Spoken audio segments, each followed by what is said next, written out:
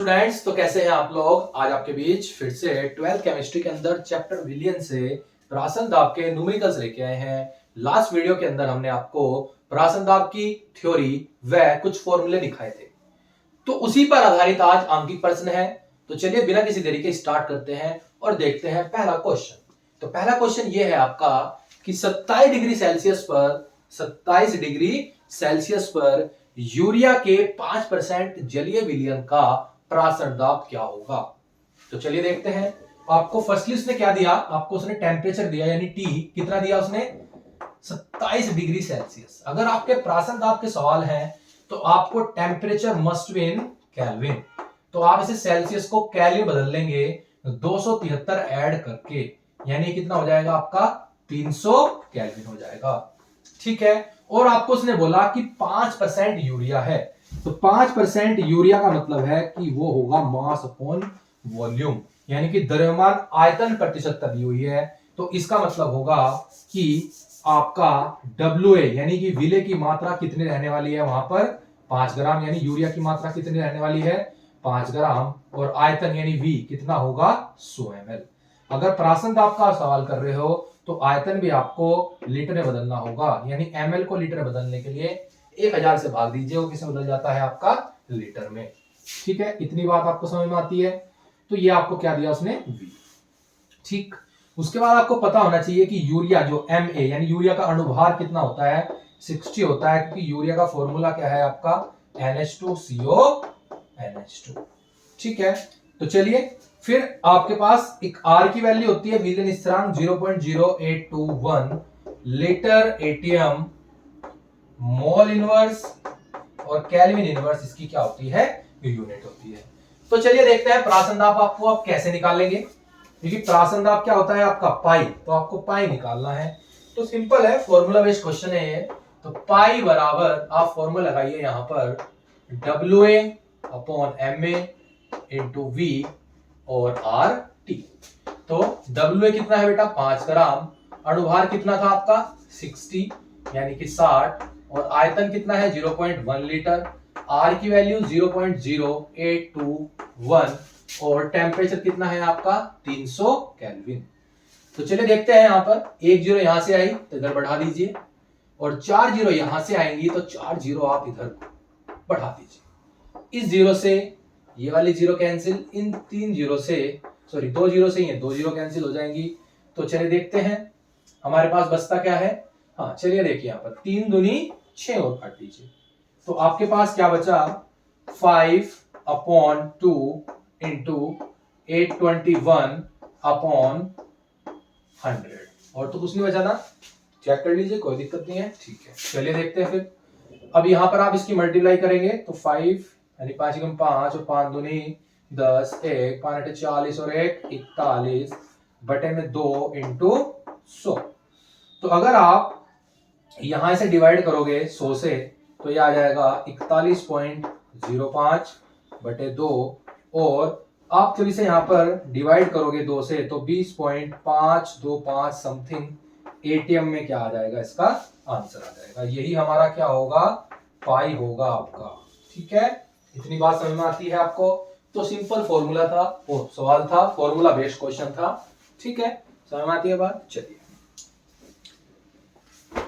इसी तरीके से आपको नेक्स्ट क्वेश्चन दिया यहां पे कि अब की बार उसने ग्लूकोज दिया कि ग्लूकोज के 5% जलीय विलयन का प्रासरण दाब अगर 7 एटीएम उत्पन्न करना है तो ताप कितना होना चाहिए, यानी कि किस ताप पर ग्लूकोज के 5% जलीय विलयन 7 एटीएम प्रासरण दाब उत्पन्न करेगा। तो आपसे इस बार पूछ लिया उसने क्या, प्रासरण वो टेम्परेचर, ताप पूछा कि किस ताप पर। तो आपको किसके याद पूछ लिया बेटा उसने, टी पूछ रखा है इस बार। 5% ग्लूकोज दिया हुआ है तो ग्लूकोज की मात्रा 5 ग्राम होगी, आयतन आपका 100 ml होगा जिसे आप लीटर में बदल लोगे।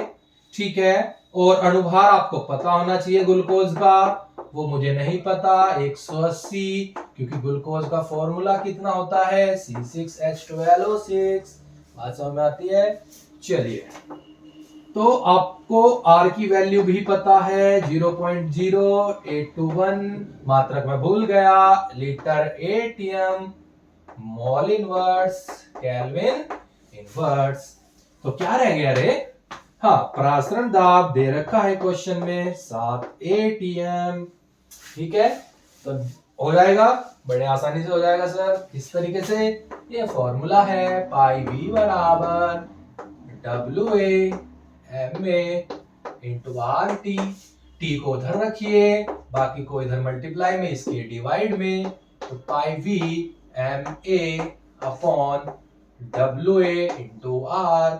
तो पाई का वैल्यू कितनी थी बेटा? 7 वैल्यू थी, आयतन 0.1 था, अणुभार ग्लूकोज का 180 था, WA कहाँ है रे? ये रहा 5 है। ठीक है, और R 0.0821 हो जाएगा। ठीक है बेटा, इतनी बात समझ में आती है? तो चलिए, तो पाई बराबर, यहां से 4 जीरो जाएंगी, यहां से 1 आएगी नीचे, तो यहां से कितनी गई रे ऊपर? 2 3 4 बड़ी जीरो गई रे। इस जीरो से ये वाली जीरो हम कैंसिल कर देते हैं। ठीक है, आप इधर चलिए, तो इतना रहने दीजिए। तो आप को ग्लूकोज दिया, मल्टीप्लाई कीजिए, इधर बाद में देख लेंगे। 7 इंटू 18 इंटू यहां पर ये हो जाएगा, और हम सही चल रहे थे ना भाई? बिल्कुल सही है ना हमारा? पाई है, वी है, और एम ए है, WA हो गया और R हो गया। ठीक है, तो चलिए फिर इधर कितना बचा हमारे पास? 5 इंटू 8 2 1। तो यहां पर जब हम क्या करेंगे बेटा? मल्टीप्लाई करके देखते हैं, तो ये हो जाएगा यहाँ पे 56, और 7 कम 7 और 5 12, और यहाँ पे कितना हो गया? ये यहाँ पर हमारी 4 जीरो लगातार चल रही हैं। 5 ही कम 5, 5 दूनी 10, और 5 अठे 40, और 1 41। ठीक है, तो इस तरीके से हम जब डिवाइड वगैरह करेंगे तो हमारा आंसर इधर आ जाएगा लगभग 307 केल्विन के। ठीक है, इतनी बात समझ में आती है आपको? तो इतने टेम्परेचर पर आप क्या कर सकते हो? 7 एटीएम दाब उत्पन्न कर सकते हो यदि ग्लूकोज की मात्रा कितनी हो? 5 ग्राम हो। ठीक है, इतनी बात समझ में आती है? चलिए, इसी तरीके से ग्लूकोज के कुछ समप्रासरी विलयनों के क्वेश्चंस भी दिए थे हमें। ग्लूकोज के समप्रासरी विलयनों के क्वेश्चंस भी हमें करने हैं, जो हमारे बोर्ड्स के अंदर दिए गए थे। तो आपके पास पहला क्वेश्चन है कि 5% सुक्रोज विलयन, 5% सुक्रोज विलयन 0.877% यूरिया विलयन के साथ समप्रासरी है। ठीक है, तो चलिए देखते हैं। आपको क्या करना है? इस तरह के सवाल के अंदर एक तरफ सुक्रोज रखना है, ठीक है, और एक तरफ क्या करना है? आपको यूरिया लिखना है। ठीक है, तो आपको सुक्रोज दिया उसने 5%, तो इसका मतलब W1 कितना है आपका? 5 ग्राम है, और V1 कितना है आपका? 0.1 लीटर। मैंने डायरेक्ट लीटर में लिख दिया, जैसे तो ml बैठता है। ठीक है, ऐसे ही W2 कितना है? 0.877 ग्राम। तो आयतन इधर कितना होगा आपका? 0.1 लीटर। सुक्रोज का अणुभार हमें पता है M1 342 होता है, क्योंकि इसका फॉर्मूला है C12H22O11। इसी तरीके से यहां पर जो अणुभार है वो हमें फाइंड करना है। हमें यूरिया का पता है 60 होता है, लेकिन यहां पर इसने हमसे निकलवाया है। तो जब दो विलयन समप्रासरी हो तो उनका प्रासरण दाब भी क्या होता है? समान होता है। उनकी सांद्रताएं भी क्या होती हैं? बराबर होती हैं। ये हमने बात बताई थी आपको। ठीक है, तो उस कंडीशन में फॉर्मूला क्या होगा? W1 M1 V1 बराबर W2 M2 V2। तो W1 कितना है आपके पास? 5 ग्राम। M1 कितना है? 342। V1 0.1 litre. W2 कितना दिया हुआ है? 0.877। और M2 कितना है आपको फाइंड करना है, और V2 0.1। इससे तो ये कैंसिल हो गया। M2 की वैल्यू निकाल ले तो M2 इधर चला जाएगा, ये पूरा इसकी मल्टीप्लाई में और 5 इसके डिवाइड में। तो M2 बराबर क्या वैल्यू हो जाएगी आपकी 0.877 इंटू 342 अपॉन 5। और जब इसे आप यहां पर सोल्व करोगे तो ये आ जाएगा 59.95 के समथिंग, और इसे हम अप्रोक्सीमेटली यानी लगभग 60 के बराबर मान लेते हैं। तो यही इसका क्या हो गया, अनुभार हो गया। ठीक है, इतनी बात समझ में आती है आपको। चलिए, और तो चलिए इसी तरीके से हमारे पास नेक्स्ट क्वेश्चन दिया हुआ है कि 8 पॉइंट क्या देख लेते हैं पहले कि ग्लूकोज की ग्राम प्रति लीटर में सांद्रता ज्ञात कीजिए यूरिया, जो कि यूरिया के 6 ग्राम प्रति लीटर विलयन के साथ समप्रासरी है। तो देखो उसने क्या कहा कि ग्लूकोज की ग्राम प्रति लीटर में सांद्रता ज्ञात कीजिए जो कि 6 ग्राम पर लीटर यूरिया विलयन के साथ समप्रासरी है। तो चलिए देखते हैं। आप एक काम कीजिए, एक तरफ लिखिए आप ग्लूकोज और एक तरफ लिखिए आप यूरिया। इसकी ग्राम प्रति लीटर में सांद्रता निकालनी है, यानी कि ग्राम क्या है W1 और लीटर क्या है आयतन यानी V1।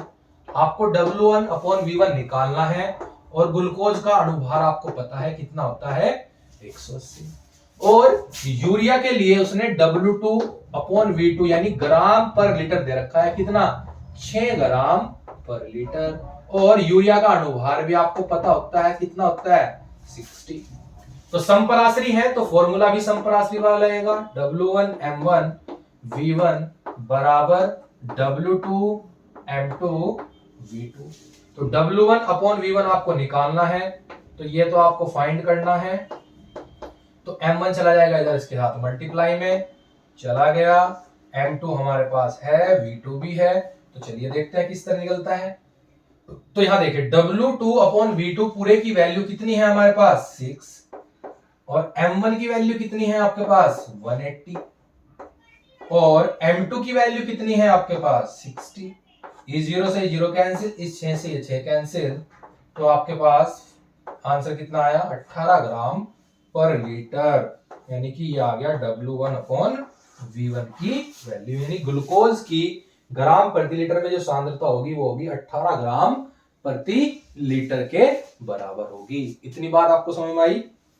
ठीक है, तो इस तरीके से आपको ध्यान रखना है। चलिए इसी तरीके से एक क्वेश्चन और दिया कि 8.5 ग्राम पर लीटर, 8.5 ग्राम पर लीटर यूरिया का एक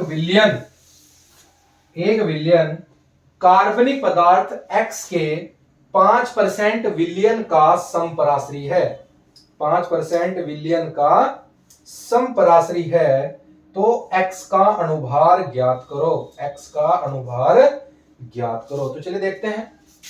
आपको इस बार आपको क्या दिया उसने, यूरिया दिया एक तो, और एक दे दिया उसने कोई तत्व या कार्बन यौगिक X दिया। ठीक है, X। ठीक है, तो चलिए देखते हैं। उसने फिर दिया W1 अपॉन V1 8.5 ग्राम पर लीटर। ठीक है, दे दिया। का विलयन एक अवाष्पशील कार्बनिक पदार्थ X के 5% विलयन के साथ, तो 5% दिया, तो इसका मतलब यहां पर जो W2 होगा वो 5 ग्राम होगा, और जो V2 होगा वो 0.1 लीटर होगा। ठीक है, और इसका आपको अनुभार यहां पर निकालना है, और जबकि यूरिया का अनुभार मुझे पता होता है, कितना होता है आपके पास 60 होता है। कितना होता है 60। ठीक है, तो क्योंकि दोनों समप्राश्री हैं तो समप्राश्री वाला फॉर्मूला लगाइए आप, W1 M1 V1 और तो W2 M2 V2। तो W1 कितना है आपके पास, W1 अपॉन V1 पूरे की वैल्यू है 8.5, और M1 कितना है हमारे पास 60, W2 कितना है इधर 5, M2 हमें फाइंड करना है, और वॉल्यूम कितना है हमारे पास 0.1 लीटर। ये 0 इधर आ गई, और यहां से 0 इधर चली गई। तो M2 की वैल्यू निकालने, तो M2 इधर, ये 600 इसकी मल्टीप्लाई में, 85 इसके बटे में।